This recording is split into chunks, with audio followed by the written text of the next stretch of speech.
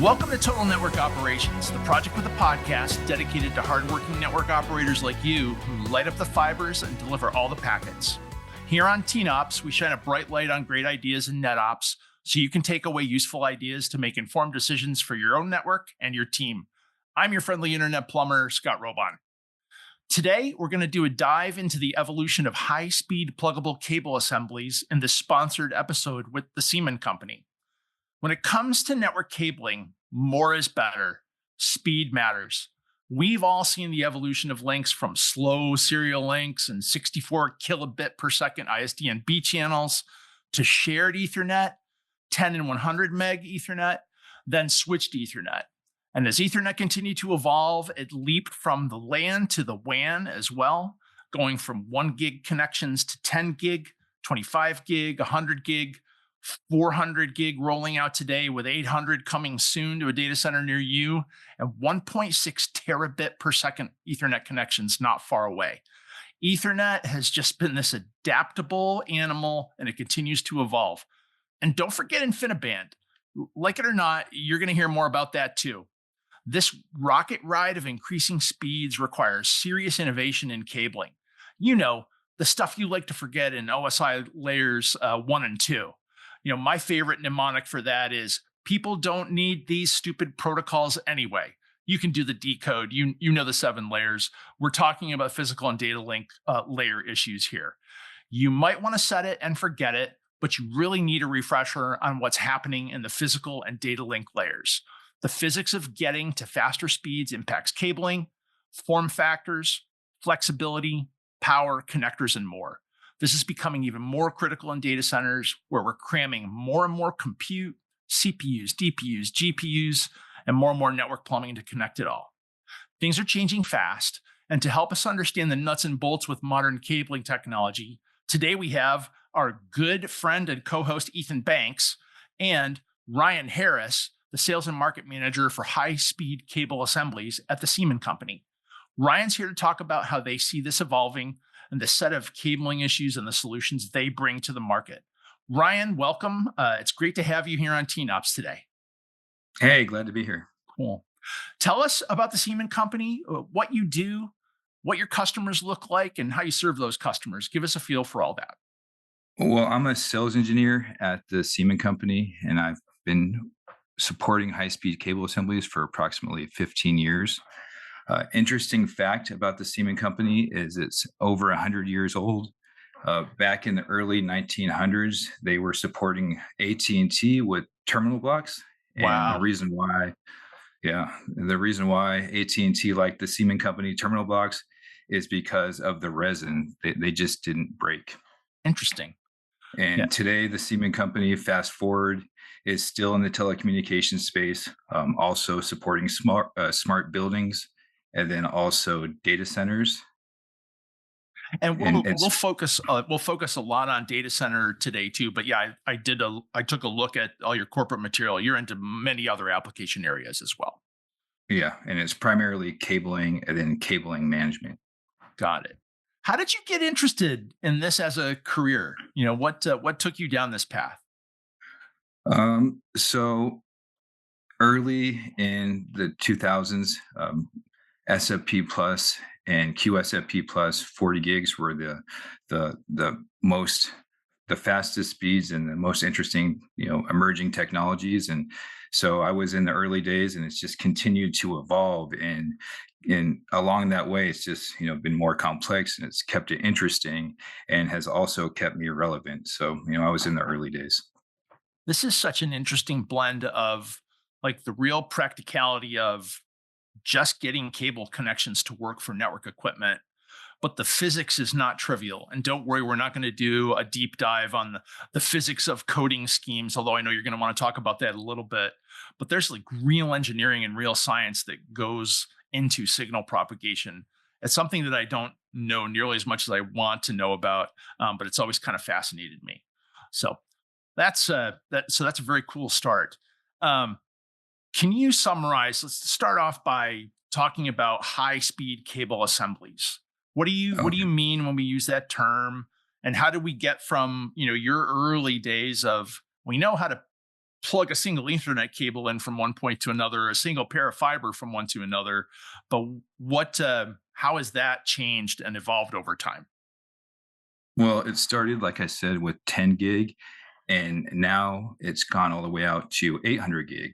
And the way that we get there is there's six different connectors, and the connectors can support lanes from one lane all the way out to eight lanes.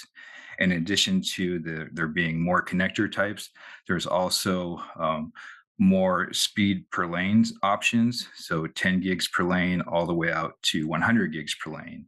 And that's how we achieve 800 gig speeds. It's an 8 lane connector at 100 gigs per lane.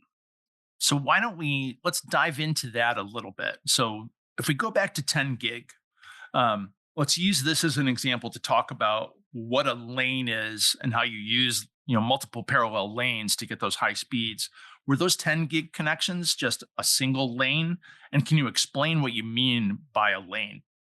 Okay, yes. So the 10 gig SFP was a single lane connector that's still being used today. And it's just one lane of 10 gig for SFP. And then there's SFP 28, which is a one lane of 25 gig. There's SFP 56, which is one lane of 50 gig. SFP 112, again, one lane of 100 gigs. And then there's also QSFPs, which is quad, small form factor pluggable.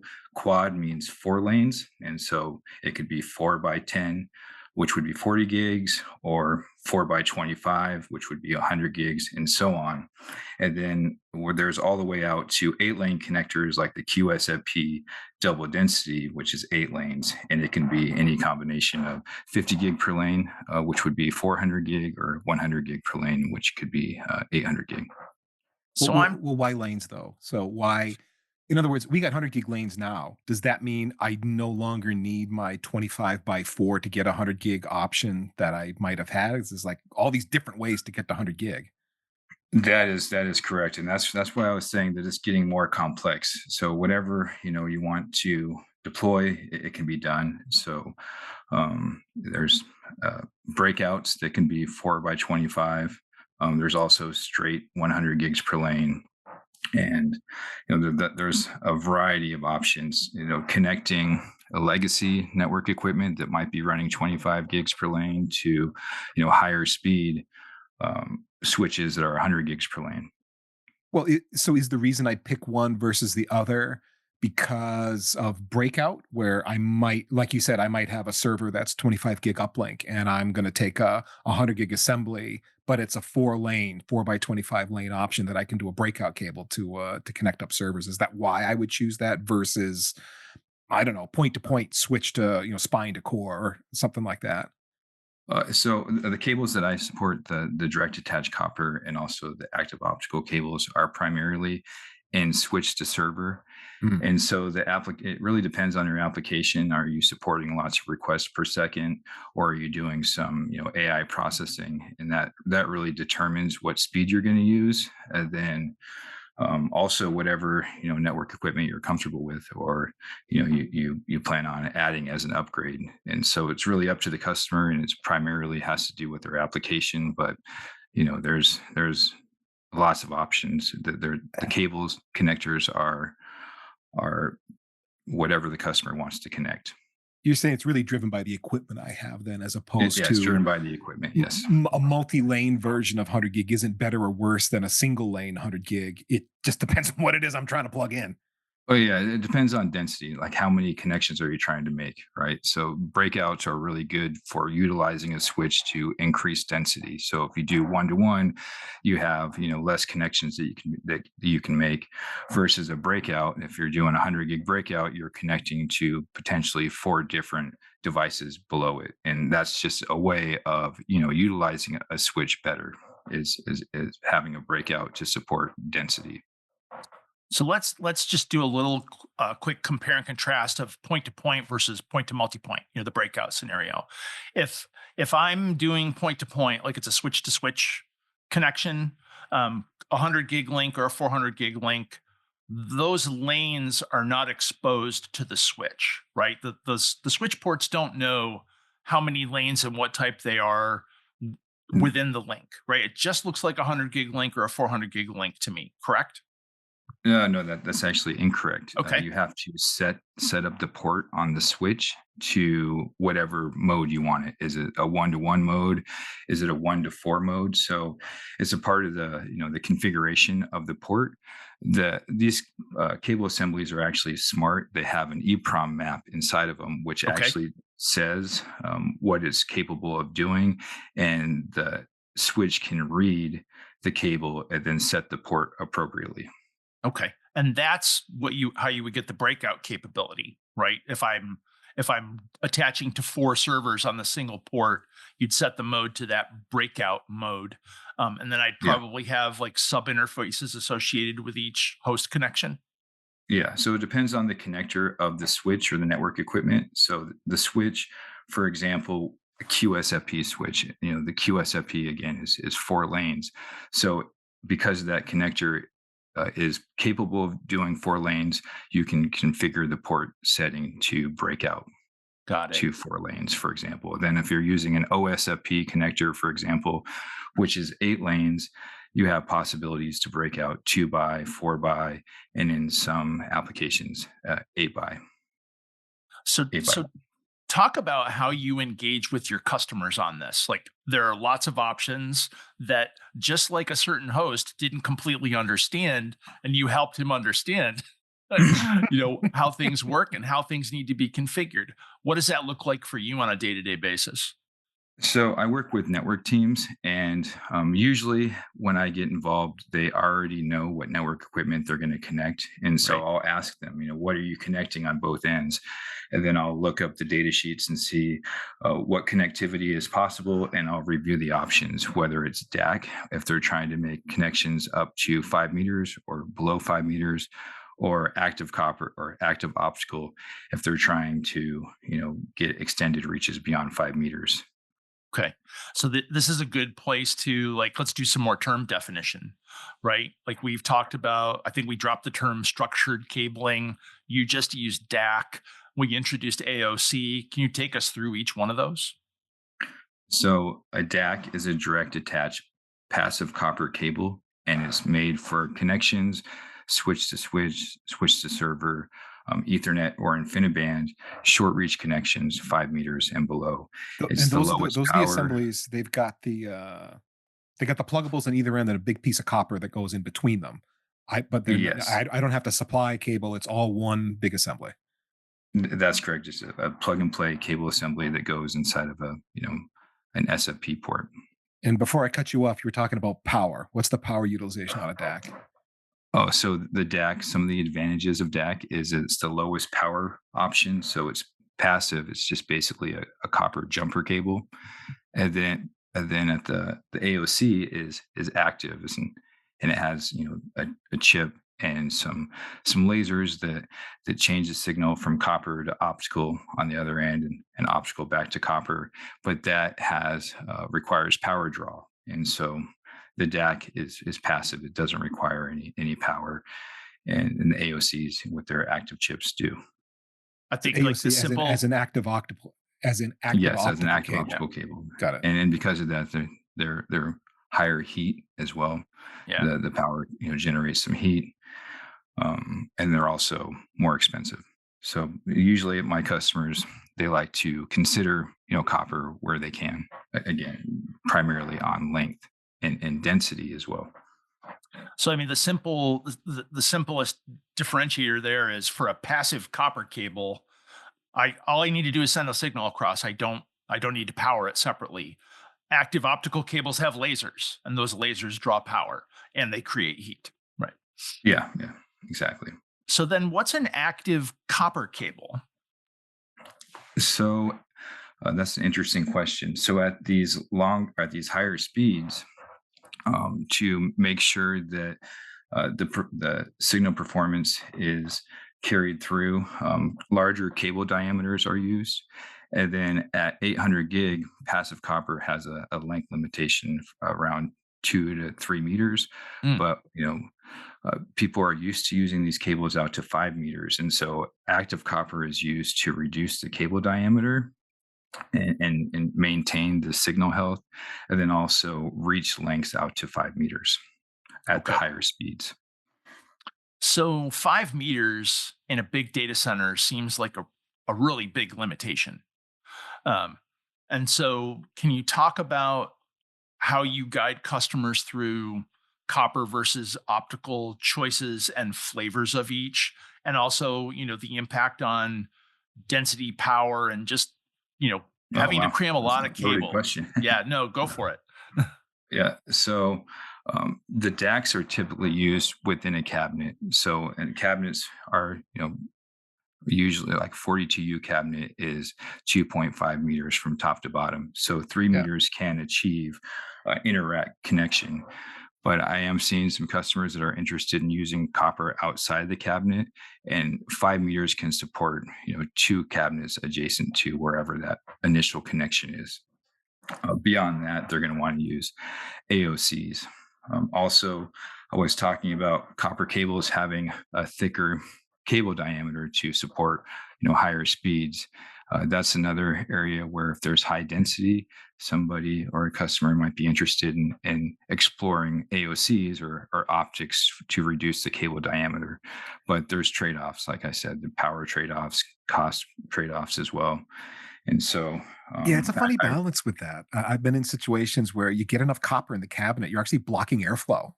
Just trying to Mhm. manage all that cable, it can be tricky, especially if the cabinet was poorly planned. I have scars, Ryan. I have scars. Your trauma. You're but revealing your trauma. I get it. I get it. and then a lot of data centers, most data centers, right, have done some kind of fiber plant where they've got fiber distributed through MDFs and IDFs and whatever the scheme is to deliver fiber most of the places you need it. And it's just a matter of, well, when do we stop using fiber, start using copper, and so on. it, when you're talking about customers who are trying to reduce that cable diameter within a cabinet because it's just too much physical cable, they're actually using all fiber. Is that possible, like end to end? Some customers. Yeah, yeah. Some customers are using all fiber within the cabinet, and again, it's typically because of high density and making sure that the cable, doesn't obstruct airflow, like you were saying. Bunch of one But U. I can see that with a bunch of one U servers that have multiple network interfaces that they got to link up and so on, and yeah, then all of a sudden, yeah, the count's really high.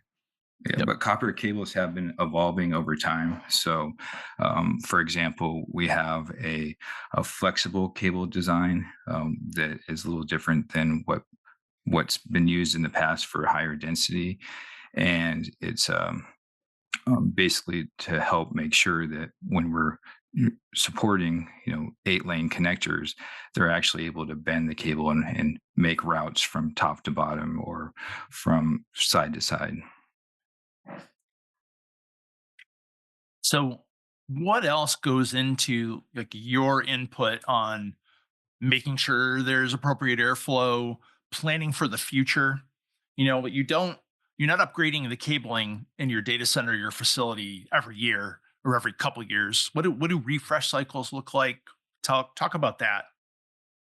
So again, these point to point cables are typically used in switch to server, and switch to server is the lifespan is typically 3 to 5 years, and Sure. so there's a refresh every 3 to 5 years. And again, the cables are typically inner cabinet, and there are some adjacent cabinet connections on both DACs and AOCs, but these cables are typically replaced when the network equipment is upgraded. They're typically upgrading to a higher speed, so the cables, don't support. If they don't support the higher speed, they just replace them. So does that put you in an interesting situation in terms of like every 3 years, if I haven't touched this, like from a technology perspective, you come in as an expert to help people understand, okay, here's how it works. And by the way, here's the new stuff that you didn't have available to you 3, 4, 5 years ago. That's got to be interesting for you. The keeping the new innovations gives you more to talk about each time you engage. Yeah, so I usually want to hear about what they're deploying today, and I give them the options of what they can use in the cable assemblies. but then also, the customers like to hear about what's upcoming as well. And so I give a roadmap overview so that way they can do planning on their end. But usually, again, customers already know what network equipment that they're planning on deploying, and I come in and review options. But some network teams, they haven't, they do the deployments every 3 to 5 years, and on the front end, when they get the cable, they're trying to make their first connection. And so I can help if the customer is plugging in a cable and say they're unable to make an initial connection, and that's usually where problems happen, is the initial connection. And so, as a sales engineer, I can come in and work with customers and ask them to do a show command so I can see where the configuration is. And typically, what I'm looking for is making sure that the ports, configured correctly. For example, breakout mode. And I'm also looking to make sure that things are matched on both ends. So, So Yeah, you you just that answered can cause a problem if things don't match on both ends. you just answered my next question is, and what typically is the problem? Is it like an incompatibility between the cable assembly and the switch, or is it a configuration problem? My guess was configuration challenges, and that sounds like that's mostly what happens. Oh yeah, before we send the or launch cables or even send them to customers, we've done testing. We know that they work, and so it's just walking the customer through, making sure that they configure it properly. It doesn't typically happen, but when it does, we want to help make sure that the customer is able to make a connection. Well, from all our experience in switch and router configuration, auto negotiation always works and is 100% reliable, right? Okay. Works until it doesn't, right? And we had a great conversation when we talked before about this, right? There's Well, there's times where you've got to hard code, certain port configuration issues to see, is there an auto negotiation problem happening? yeah, auto negotiation is different vendor to vendor. That's what I've seen. That it doesn't always work the same, and so if something's not negotiating the way that you would expect, that's when we go in and try to figure out what's happening and what specifically doesn't match. So you probably have to have a pretty broad palette of understanding switch config options across multiple vendors. Yeah, so port Yeah. configuration options. Do you Typically Ethernet, so that's what we right, work in the sure. most. Yeah, how do you like how many switch port configuration config vendors would you say you're good with?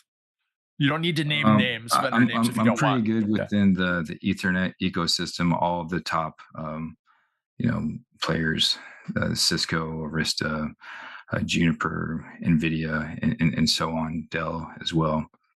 Um, but it's all industry standard, so they all are typically follow the same standards: Ethernet 802.3 and so on. Right. And they should all work and interop the same, but every once in a while, like I said, there are some things that don't negotiate the way you expect them to. So you mentioned NVIDIA. Let's park there for a little bit. They have Ethernet solutions and InfiniBand solutions. You see deployments with your structured cabling for both their Ethernet and InfiniBand deployments. For structured cabling, we do, yes. And Yeah. for structured cabling, it's typically just passive fiber optics. But when we get into the point-to-point cables that I'm talking about, Ethernet is an open ecosystem, so they work. On the InfiniBand side, NVIDIA is the industry leader, and typically customers, if they're using the latest and greatest speeds, 800 gig or 1.6 terabytes, they usually use the vendor cables. Again, it's a small ecosystem where NVIDIA is the primary vendor, but there are some situations where NVIDIA has long lead times, and once customers get the network equipment, they don't want to wait for cables, and that's where we come in to save the day. Very good. Um, Now you talked about where certain pieces of your product portfolio are manufactured. How do you achieve better lead times? You've got some North American manufacturing, and what other locations? We have North American manufacturing. We also have manufacturing in Asia. We're a global company, and so we try to manufacture and also have supply hubs globally to support wherever our customers are at. In North America, we build our copper cables to order and whatever length that they want, whatever combination they want, and we do it pretty quickly, and we offer a lot of options as well, and lengths and also colors. But nobody wants to wait for a cable, and so we want to make sure that the manufacturing is close to where the customer need is at, so that way we can build it and then ship it to order. Well, It's I'm funny you said guessing, colors. yeah. Yep, I I was worked with going a there data too. center Yep. manager.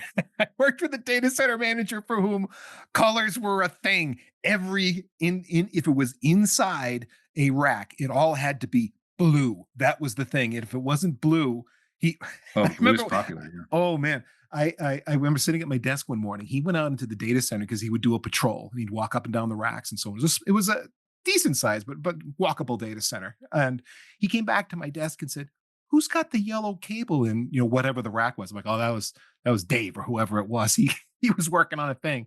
He's like, "Well, you tell him when he gets in that I'm going to take my snippers and snip that cable in half until he gets a blue cable in there." So the Oh blue wow. cable thing, it's funny that you just say colors because it really does matter to some people.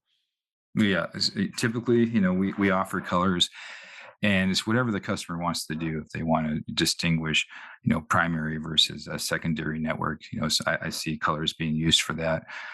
Also, classification of whatever the port it is being used for, and those are the primary reasons people use colors. Also, there's lots of different speed options, and I've seen customers that want to make their 25 gig cables a different color than their 10 gig cables if they're within the same cabinet or even close to a cabinet. They want to be able to distinguish it because they all look the same, right? The Yeah, cables, I so you I can't know. tell what I the mean, speed is just by looking at the cable.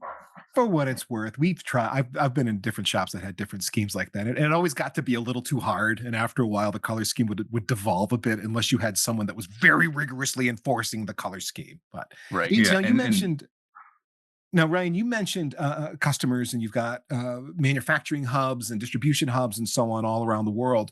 Who are your customers? Who's buying from you? Are these just resellers or integrators, or are you dealing uh, with end customers too? Oh yeah, so our primary focus is end users, and then also cloud service providers. We also support hyperscale customers as well. So we have again a global sales team, and there's lots of different applications that we support, or lots of different verticals. Financial institutions, healthcare, universities, research, and so on. And so it's a end user focus with what I was just describing, but then we also work with integrators that help deploy systems for end users as well. And when you say integrators, are they like data center integration firms, or can you describe them a little further? They're the integrators I work with are system integrators. Again, switch to server, where they're helping a customer deploy a top of rack cabinet where everything is cabled ahead of time, and they ship it, basically plug and play ready to the infrastructure when it arrives. Got it. Okay. Um, just to circle back on copper versus fiber, we know there are advantages and disadvantages, right? Copper, especially passive connections, have got to be less expensive, right? Um, Yes. what what rough cost differential am I looking at on a copper versus fiber installation?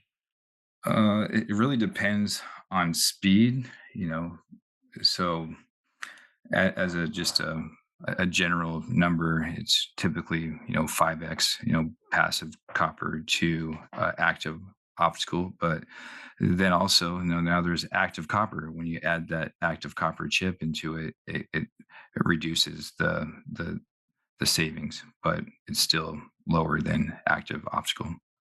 And Ryan, are then, most of your customers really savvy about those cost calculations? They know generally that, or expect copper to be less than optical. But it's not just So the capex. I mean, there's the opex expense too because of the additional power draw. You got to have bigger power budget depending on the port density you're dealing with, and so on. Do you find that the mhm. majority of your customers are actually thinking along those terms, playing the long game? Most recently, they've started thinking about that, and the OpEx savings, does add up in volume. But what I'm seeing now is at these higher speeds, they're worried about power because of heat. And what's happening is that there's these 800 gig, 400 gig switches that are really high density, and when they're plugging in a whole bunch of cables and active um, higher power cables into these switches, they start to get concerned about heat, and that's something that that I'm seeing more and more. Hmm. Now, does the Siemon company also resell nuclear power plants? No, no, that's probably a good business to get into, though. Not yet. Power is Not definitely yet. a challenge Yeah. in for the data centers to If grow out. you if you were to hazard a guess, and maybe if you don't want to speculate, I understand. There's power draw, associated with active optics, and there's heat generated. Do you have any idea for, like, okay, what percentage of the complete power budget for a rack, or even the cooling load that would be required, that can come from active optics? Is it only 5%? Is it 10%, like, compared to the heat that your servers and GPUs are putting off and your network equipment's putting off? So to answer that question, the way that I look at it is cooling costs. So it's 1 to 1 for every watt of power that you're using. Hmm. For an optic, you use another watt to cool it. Okay. So there's a 1 to 1 there. Hmm. So if you're deploying thousands of 4 watt cables, then you can do the math and figure out how many kilowatts you would save by reducing that power. Right. Not a And silly question. Are you seeing you seeing more and more data centers adopt water cooling because of the heat density problem? Oh yeah, so I'm seeing a lot of for at the higher speeds and with GPUs specifically that draw more power and create more heat than CPUs. I'm seeing liquid to chip cooling inside the servers. I've heard that the switches are going to be going that direction in the future as well, but haven't seen one deployed yet. But definitely in these GPU servers, they're trying to get more and more density inside the cabinet. And when you have air cooled, the way that you handle heat is that you spread out the heat, right? But they're trying to get more and more density, and the way that they do that is liquid to chip cooling for the servers. Yeah, that I haven't don't built a don't data drink center don't for some drink that time. liquid. Don't drink that Yeah. liquid. That's not water. Okay. Yeah. I haven't Yeah. built a data center for some time, Ryan, but back in my days of doing participating in those sorts of projects, the amount of power that they're pulling into a single densely packed GPU cabinet for AI or whatever the project is might have been a whole row or even a whole data center, just depending on the scale. But it's extraordinary how many kilowatts they're pulling in now, and then megawatts at data center scale to supply all this stuff. It's a problem on a completely different scale than it was even 10 years ago. Yeah, but it's kept it interesting, right? That's I had a conversation with a data center infrastructure company a couple weeks ago, where they're already looking at designs that'll support 500K per rack. whoa. I have Where not heard that yet. Yeah, where, like, we're already going above 10K. We can see the next gen of NVIDIA gear driving 100K per Uh-huh. rack, but you know they're very power hungry, and we're going to see more and more. So Wow. So there's more than one, liquid cooling when we start talking about 500 K per cabinet. I haven't heard that yet, but I would yeah, assume that would be liquid immersion cooling yeah, yeah, it would have to at be. those. Yeah, Yeah. yep. And that's And just and yeah. Go ahead. and there are some, challenges with cables when you start talking about liquid immersion cooling. So we're actually working on liquid immersion cooling cable assemblies. The cables work, but what you want to do is you want to make sure that the cable doesn't contaminate the fluid. And so Huh, we've been experimenting with different cable jackets just to make sure that they don't leach into the or contaminate the fluid, and then also that they don't fall apart inside of the fluid as well. yeah. That so a whole new set of challenges for data center operations and maintenance functions, right? When you have to issue an RMA for a board that's submerged in whatever I'm sure non-toxic liquid it's submerged in. The swap is not as easy as it used to be. So that's going to be an interesting new set of issues. No. Yeah, Yeah. I agree. So it's funny, the power conversation and, what the max per rack is going to. We always talk about the bigger numbers before they actually happen. And I think the same's true for Ethernet interconnect speeds. We talked about 100 gig a long time before 100 gig was actually available. Same for 400, same for 800. What's the timeline that you see now? Like what proportion of your customers are still moving to 100 versus those who are actively moving to 400 and now 800 coming soon? What's that timeline look like? So 100 gig and 25 gig, it's typically supporting, the front end, lots of requests. But now AI is what's driving these higher speeds, and the adoption of these higher Right. speeds is happening quicker than we expected. So, we were working on 400 gig, and quickly after we launched 400 gig, we realized that we needed 800 gig because people are launching or were Sure.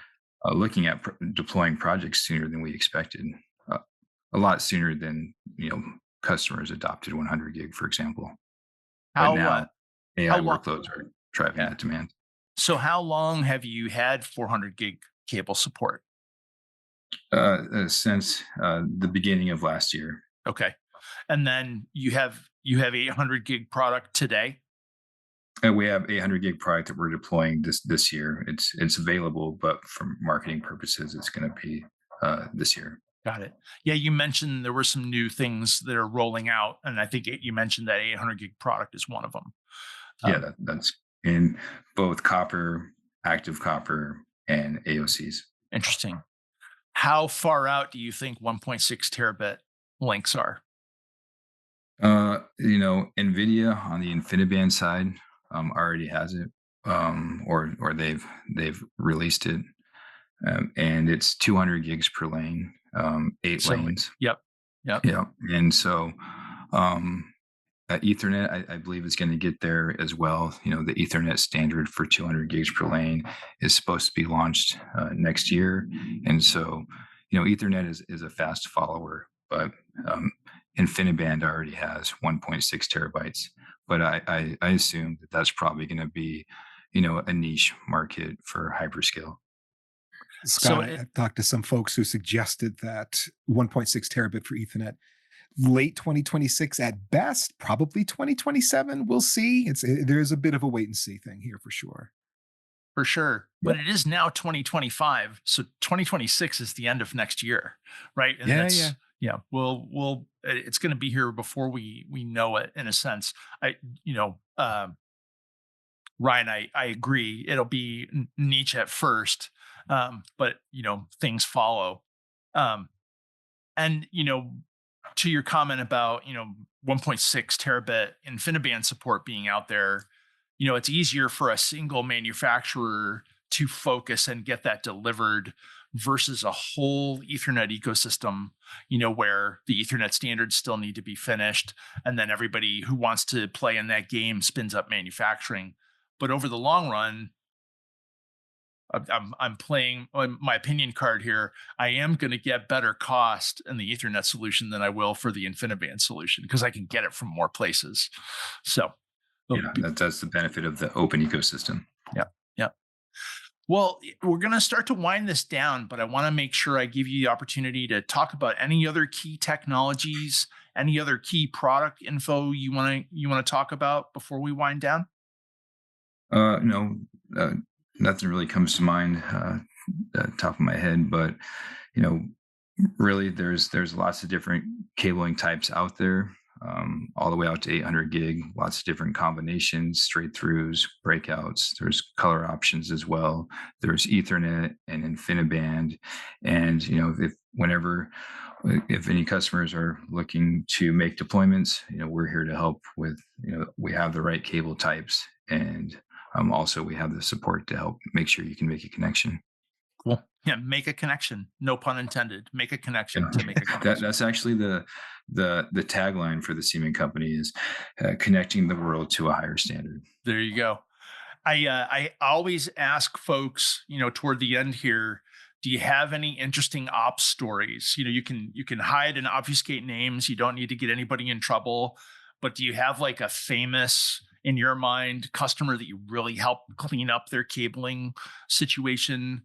Or, have you ever caused a data center outage by? Oh man, I'll leave it up to you. I know I'm surprising you with the question. That hasn't happened. No, there's lots of redundancy to make sure that doesn't happen. There you go. That's a perfect answer. Perfect answer. But you must have seen some rat's nests for cabling that you've been able to help make better. Well, yeah. So, I've seen where customers are just trying to deploy really quickly, and after a customer deploys a lot of cables, I want to go check it out, and so I try to schedule a visit. And nowadays, with AI, for example, customers are trying to build things out as quickly as possible, and so sometimes cable management is not something that they are worried about, and so. Yeah.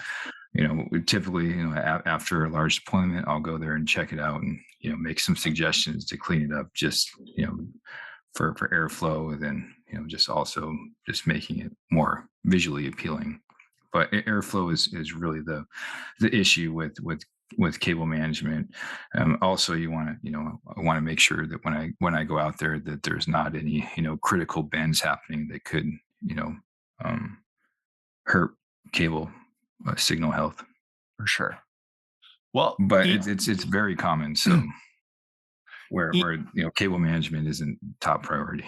Yeah, and I've worked in enough labs, especially as a TAC engineer, where no, cabling was not our priority. Cable management was not our priority, and being the tallest guy walking down the racks, people would often disrespect me, and I'd have to duck all the time. So okay, they weren't ready for you. They were not. But Ryan, where can folks find you if they have other questions? Where can they learn more about what you're talking about in terms of cabling solutions from the Siemon company? Well, our website is very intuitive, and it has all the information. So any of the cables that you're looking for, you can just go to the www.siemon.com and you can navigate through there. Also, I'm on LinkedIn. You can reach out to me, on LinkedIn as well. On the website, there's also a chat function, so you can ask questions and also reach out to us through our website there. And the Siemon company is on LinkedIn and other social media platforms. And so, whenever customers reach out, we're really good at responding, and we have lots of different platforms to do that on. Ryan Harris, thank you so much. Ryan Harris on LinkedIn. Really appreciate your time today. And we appreciate all of you listening in for tuning into Total Network Operations. We love your feedback, especially on topics you'd like us to cover, people you'd like to hear. If you know someone with important things to say about NetOps, let us know. Please spread the word. Let's get others involved in this conversation. For any other comments, you can drop me a DM on LinkedIn or send follow-up to packetpushers.net/follow-up. Thanks again, and we'll see you next time on TNOps.